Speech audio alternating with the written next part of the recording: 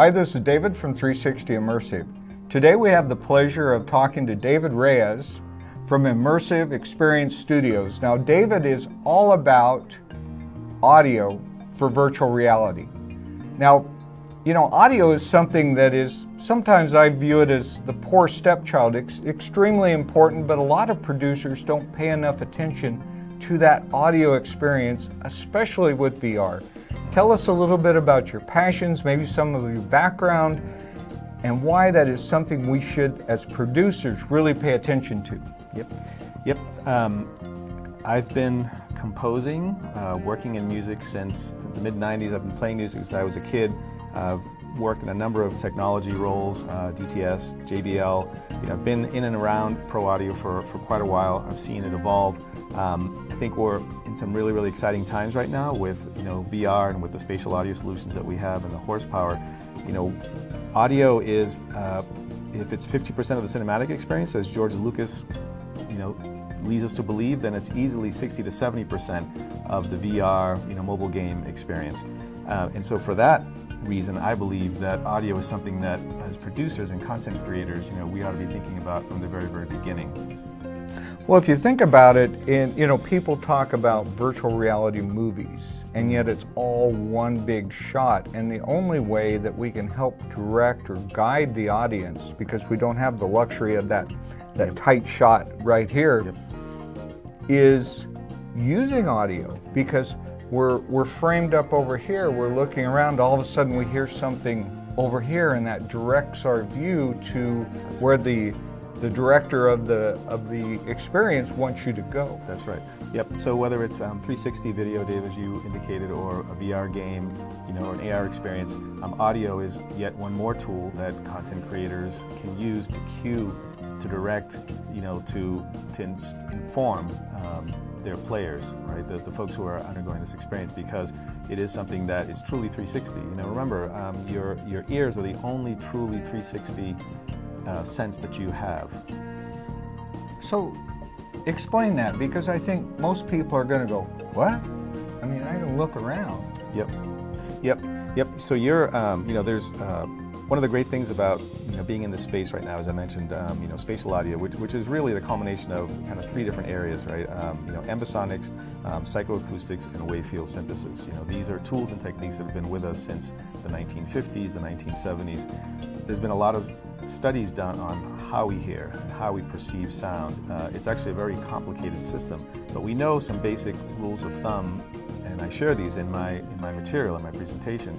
For example, things like sounds above 1500 hertz are far easier for the human auditory system to localize than sounds that are, let's say, 200 hertz or 800 hertz. And I think we've had that experience, right? You're sitting in traffic and somebody has really, really deep bass in their car, and you're listening to the boom, boom, boom, but you're not real sure which car that's coming from. That's right. Right? And the reason is because it's really hard for your ears to localize low frequency sounds. And that really just has to do with the distance between our ears and the wavelength of those frequencies. It's just physics, it's just geometry. So let's take it back to the world of the average. Let's say somebody is producing a game. How can spatial audio or ambisonic audio help them produce a better game experience for a user? Yep. So that's a great question. I have some material. I'll provide the link at the end of this presentation that can really help producers Actually, get it's one started. of those look down below or look someplace. Find that link. Right. Yeah. Yep. And so really it's a matter of a couple of things. First of all, what do you, as the producer, as the creator, want the audio to do for you? What's its function, right? Because it has a role, it has a function in this experience. That's the first thing, I think.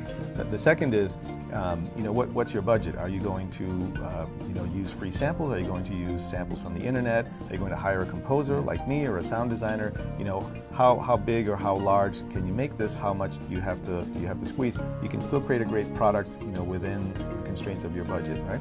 And then I think the third one is the solution. What solution do you want to go with, to deliver that value? And all the solutions that I've looked at, there are 13 of them in my presentation. There are a couple of others that are less well known, maybe don't have such a great user community. So I'd say maybe we're talking about 15 solutions. I covered 13. They all have their pros and cons. There is no perfect solution. What you need to know as a content developer is, which trade-offs am I willing to live with to get my product out there, to get it in front of the user community, to get it in front of players and my audience. So let's say somebody is producing something that's near and dear to our heart, which is training content. Mm-hmm. How does ambisonic or spatial audio help us?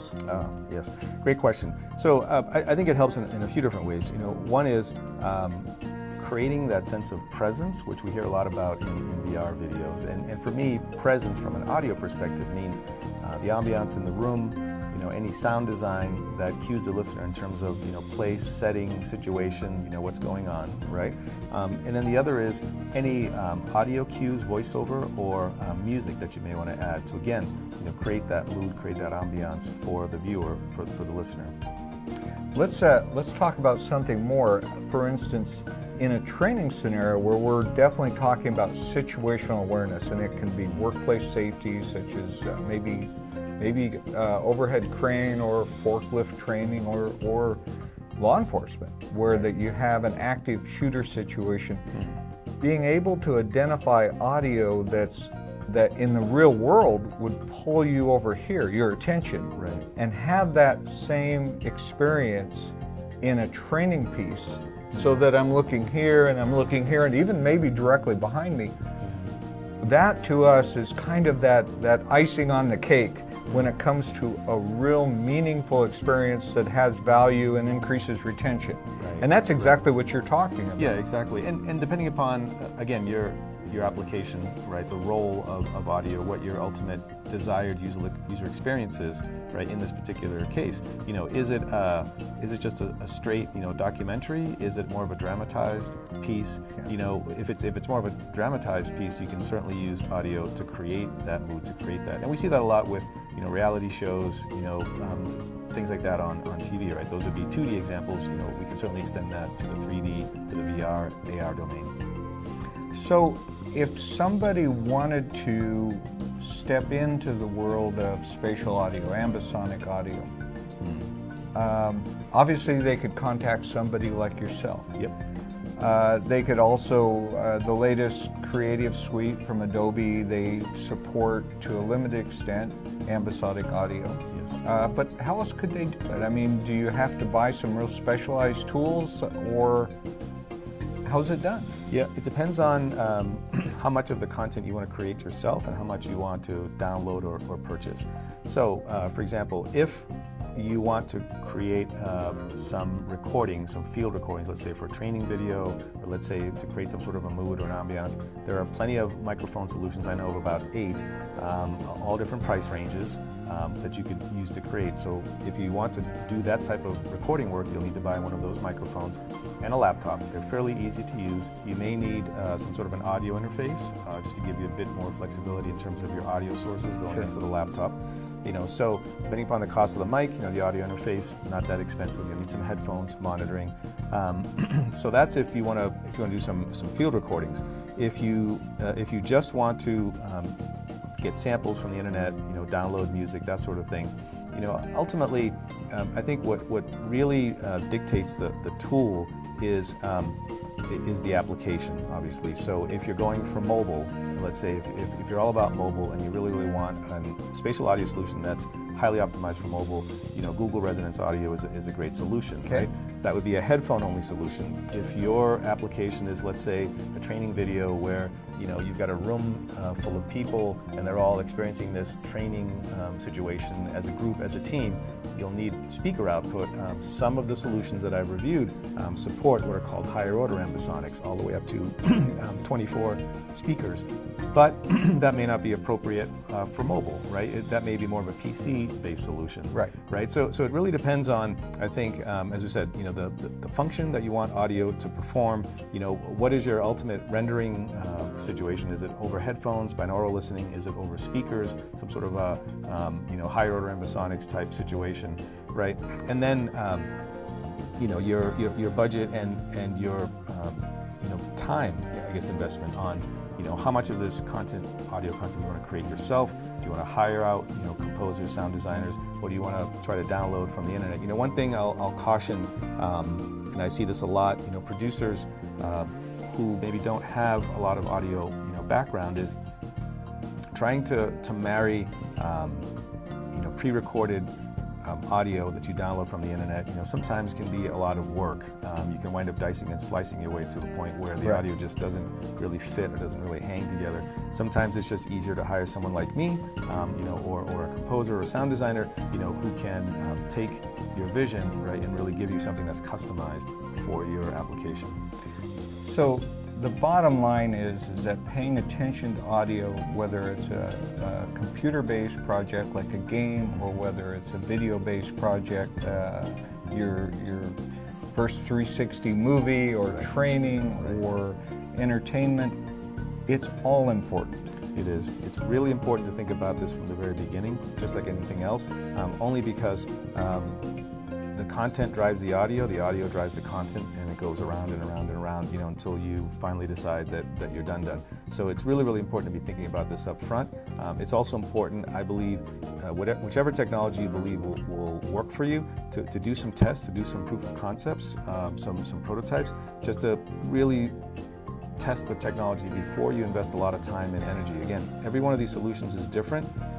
They have their pros and cons. No solution is perfect.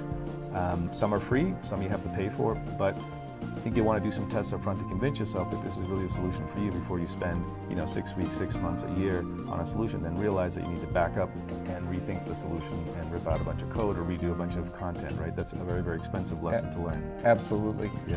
So we will have David's contact information and some actual information in the links below.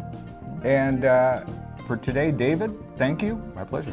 And remember that virtual reality is something that it's not just about the reality of the visuals, but it is also about the reality of the audio. So David, we so appreciate you coming in and talking to us today. This is David from 360 Immersive, and we'll see you next time.